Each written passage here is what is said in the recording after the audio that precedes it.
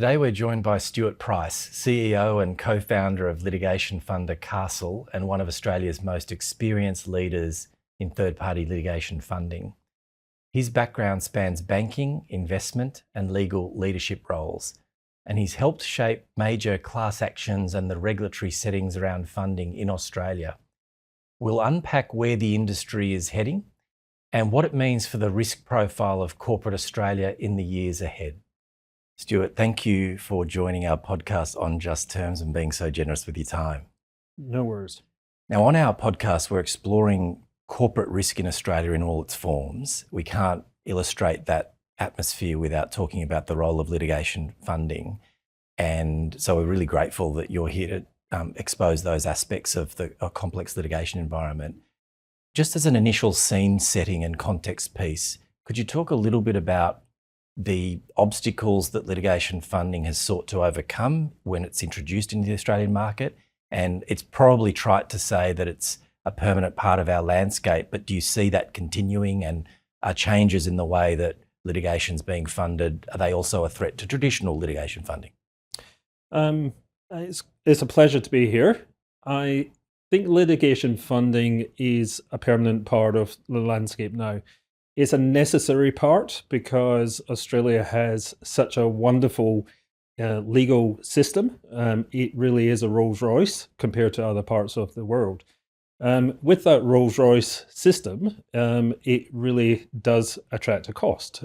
In order to provide both defendants and plaintiffs the opportunity for fairness, for a fair outcome, to test the legal merits, there's lots of avenues, and as I say, that brings cost. So rather than being a contest in the legal system on who's got the deepest pockets, litigation funding comes in to really level the playing field, to make sure there's an equality of arms and make sure that the actual question that's being tested in the legal system is the merits of the case. So my answer is yes, it is a necessary part of the legal system.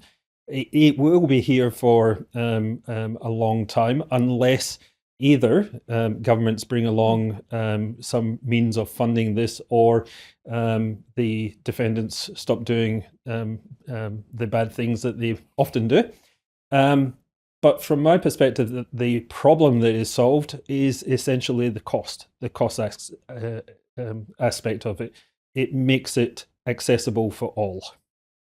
Thank you for that context. That's from, I suppose, the perspective on one side of the aisle, and then it'll come as no surprise to you, Stuart, that many of our clients and the viewers are coming from the defence side of the aisle. And one thing that we're always interested to get a bit more of an insight into is what's happening on the third-party litigation funders' mindset, what's happening on those pre-commencement steps. And so we might spend a bit of time talking about that, but maybe a first one, just so we can understand the landscape a bit. What's the rough proportion of, I suppose, cases that you identify yourself versus ones that are brought to you as a funding proposal? Yeah, it's really changed over the last 10, 15 years. Certainly earlier, 10 years, 15 years ago, there was much more work done by the funders in developing up case theories, investigating opportunities. That's a skill and a capacity that's now been brought in-house by some of the larger law firms. So often they are reaching out to their own resources locally, and also the resources overseas with partner firms or other causes of action that are being run in other jurisdictions. So it really is, I think, a reflection now that less is done by the funder in developing cases than what was previously.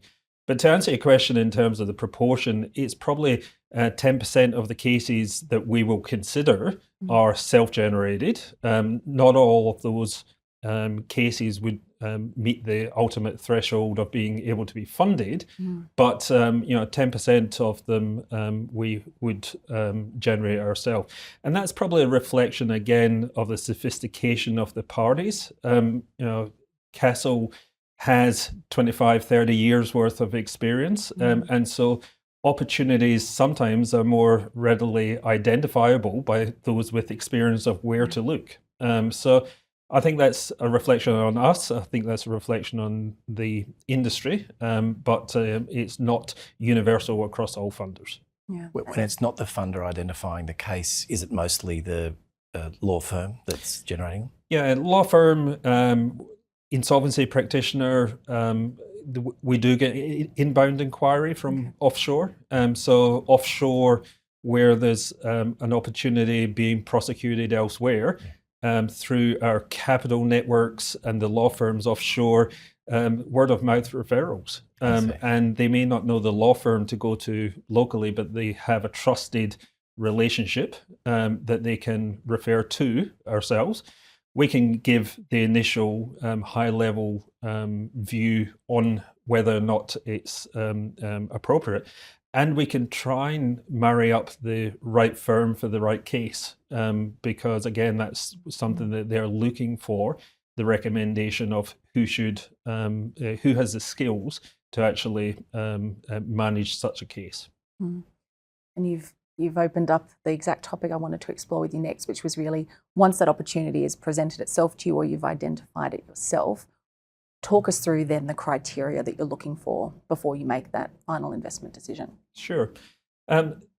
This is not a science, it's an art. I think very, very importantly, it's very hard to make black and white decisions. As you would know, litigation has no certainties and a lot of information which is either not available at the outset, may also be subject to interpretation. And so that's why we have an adversarial system, and we have parties forming based on the same facts, different opinions. So we have qualitative and quantitative thresholds that we work through. The quantitative thresholds are very simple to describe. So there's probably three main ones. Legal merits, so considering whether or not the legal principles involved are settled. It's really important to have a clear basis on which we would fund. And I'm sure we'll talk about this later, but in terms of the novelty of cases that are emerging, that's probably something that raises a red flag for us if there's not settled case law. So legal merits of the case, making sure there's a strong legal basis to prosecute a claim. That's number one. Recoverability. There's no point in winning on legal merits but having no ability to recover. We are, without any doubt, a for-profit and commercial enterprise. And so that's an important one that we will interrogate, the ability for a payment at the end to arise. And I think with the sophistication and the globalization of the world, often parties have assets in tax jurisdictions, they have them offshore, they have them in trust structures. All of those factors are real factors to consider. Because you don't want to get to the end and have the inability to recover against a successful judgment. So for us, recoverability is one aspect that we dive down probably much more than the law firms, because the law firm is considering principally the law. So number two would be recoverability. Number three would be the proportionality of the cost to the likely realistic claim value. So it's very important for us. There's no point, again, in being the only party that accesses a successful resolution. The plaintiff must be able to get a fair receipt of funds for their cause of action. We must ensure that the costs are not going to exceed the realizable value. Again, we're commercial for-profit. And therefore it's got to be economic. You would know very well that forecasting litigation is very difficult. So we approach all of our cases expecting to be in a contested trial. And so our approach starts with, what does it cost? How long does it take to get to a contested trial? What is a realistic claim value that may be realized, a successful outcome there? And making sure, roughly, a rule of thumb is 1 to 10. The budget is 10% of a realistic claim value. And I say realistic claim value because the realistic claim value is not necessarily what the client walks in the door saying they think it's worth. Yeah. It is what our assessment of what can actually be prosecuted and determined by court.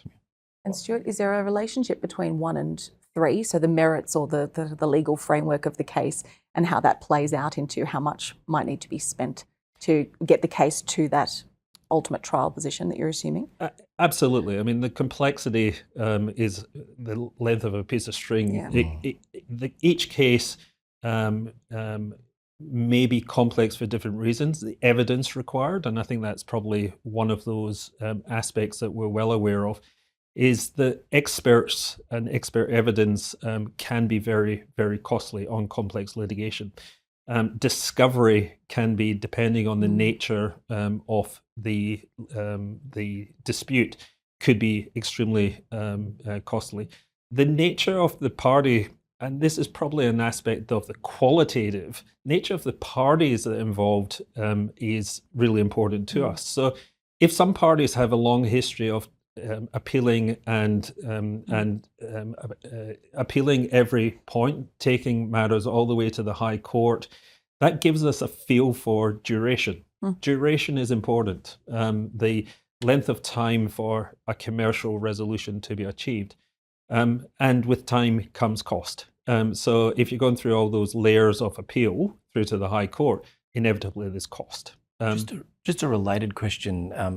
We'll come back in a moment to legal novelty, but you raised a good point about assessing the complexity of the claim at a relatively early stage. There's an obstacle there, I imagine, for a funder in terms of an asymmetry of facts, and maybe there's no one answer. Every possible case is different, but do you try to do any preliminary forensic work to identify what the relevant facts are and how easy they're going to be to prove? And how do you do that when you don't really necessarily have access to that information? Yeah. So absolutely, it is the blind spot in terms of making decisions on what to fund. From our perspective, there's going to always be certain information that's available. There's certain experts that you can get that can opine on particular facts. I think it's quite important just to remember, if you're operating in the mainstream, you've got a reasonably good idea of the nature and type of issues that are going to arise. From our due diligence perspective, we will identify the critical issues, and we'll either solve those critical issues, or we will have an action plan or a legal strategy that will seek to get to that the evidence, the information to mitigate the risk as early as possible. And that may be preliminary examinations, that may be steps for early discovery, so that you don't get all the way down the track and find that that was a point that was could not be overcome. So there's an element of, we try to dissect each case into the critical aspects of the litigation. I think it's fair to say that you can probably distill most cases into 1 or 2 or 3 points. There may be a long menu of points that others are putting to you, but really the key points, the commercial decisions, the decision-making on both sides will form around the legal risk on 1, 2, or 3 points. I think with our experience, and that really is important, getting to that point, identifying whether we're going to be able to satisfy it with evidence or due diligence, whether that's going to be achievable within the cost budget, within the timeline. We certainly don't want to be simply having a gamble that it might be able to be overcome. It took you a bit off track there, but in terms of your quantitative factors, we went through merits, recoverability, proportionality. Anything else on that side of the ledger? Those are the main ones, and the main ones in terms of the quantitative. There are many, as I say, this is an art, not a science. The qualitative factors are important, and the nature, the sensitivity of the topic. Again, I think one of the aspects which not every case which has merit we will fund, because there's a nature of we construct a portfolio. So we've got portfolio risks, concentration risks. We look at if there's a commonality of particular issues which are going to be determined across a multitude of different class actions. We won't put all of our eggs in one basket. So some of those aspects in the qualitative are very much, if you like, the gut feel. That comes down to experience. You won't replace it with data. And I really think that's the important thing to identify, is that it is your best calculated risk at the outset of funding. You will have blind spots and you will have information that you will never have at the outset, but it's important through the legal strategy that you can actually have steps that try to address those major weaknesses as early as possible. And you mentioned red flags at one point. So putting the quantitative elements to one side, just let's assume that all of those get a tick. Is there anything on the qualitative side that would be a red flag and that would cause you to, say, walk away from that potential case, notwithstanding that the quantitative factors are there? So probably two, I think I'll identify. First one is commerciality of the parties. You do not want emotion driving decision making on both sides. The desire to have their day in court, the desire to have an outcome that is perhaps not commercial, that would be a no-go straight away, because ultimately the client, whether it's a group member or an individual client, is the one that makes a decision on an outcome. And you don't want to find yourself in court and they want to appeal and continue to appeal and continue to appeal if there's no legal, strong legal merits or likelihood that they'll get a commercial outcome. So the commerciality of the parties is very important to us. So that's one example. The other one is the novelty of the case. There is always some very good, strong narratives around cases, and sometimes law firms will pitch to us a case because on the face of it, it feels like there should be a case here, or there is a case here and it can be prosecuted. Someone used to say to me, it's a court of law, not a court of justice.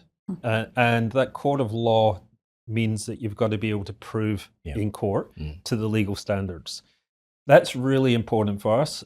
So novel cases where the law is not yet settled, cases where there is already appeals or high court decisions outstanding. From a risk perspective, that is substantial risk that we ordinarily may not take on. Other funders may take it on, so not all funders are made the same. We all have different risk appetites.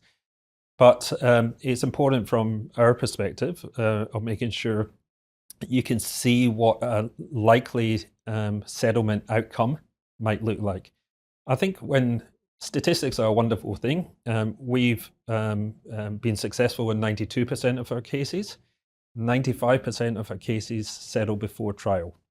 So that's over a 20-plus year history, which means your case selection, your identification and your management of cases, you're getting the factors right more times than not, many more times than not. And I think that's the real importance of testing.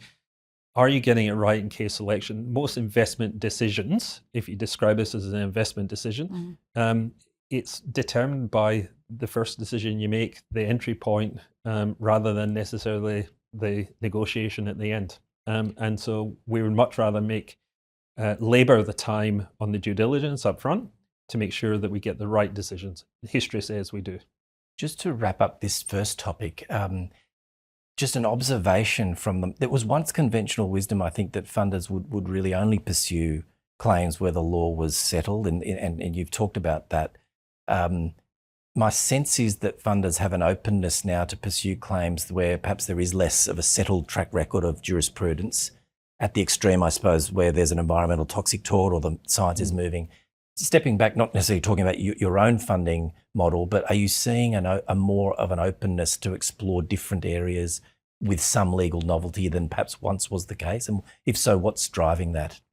So it's a really interesting topic that there's got to be rational decision-making in a funder.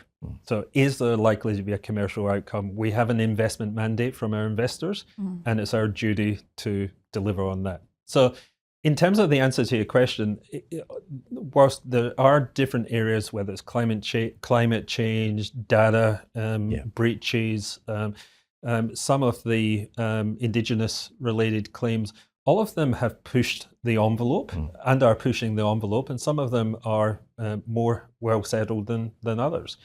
It comes down to the risk appetite of the funder, what they are willing to take on in terms of their risk. I could talk very specifically for CASL and our own approach to it. We would rather not be at the leading edge of writing new law or new case law, because really there's a 50-50 decision there whether you're going to be right or wrong.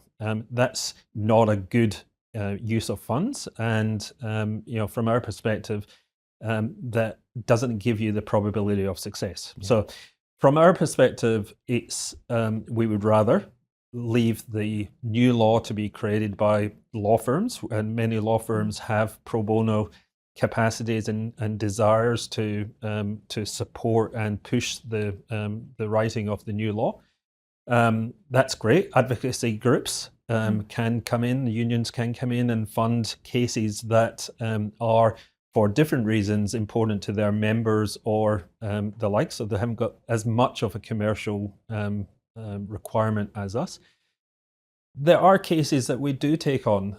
Stolen Wages Queensland was a beautiful example where, at the outset, go back to 2015-16 when that was being considered, that was the first one. But there was sufficient information to gain a high enough level of confidence in order to get the conviction to fund it.